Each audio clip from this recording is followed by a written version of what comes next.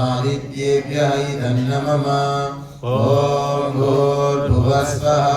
अग्नहायोंशिकोस आसुवोर्जमिषञ्चनः आरे भादस्वदुक्षुणां स्वाहा इदमग्नये पवमानायै तन्नमः ॐ भूर्भुवः स्वः अग्निर्ऋषि पवमानः पाञ्चजन्या पुरोहितः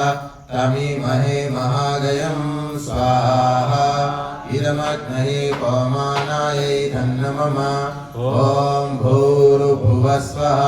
अग्ने पवस्व स्वपास्मे वर्चस्सुवीर्यं तदत्रयं मयि पोषं स्वाहा इदमग्नये पवमानायै तन्नमः ॐ भूर्भुवः स्वः प्रजापतेन त्वदेतान्यन्यो विश्वा जातानि परिता बभूव यत्कामास्तेजोमस्तन्नो अस्तु वयं स्याम पतयोरयीनां स्वाहा इदं प्रजापतये तन्नमः ॐ तन्नो अग्ने वर्मस्य विद्वान् देवस्य येडो वयास्निष्टाः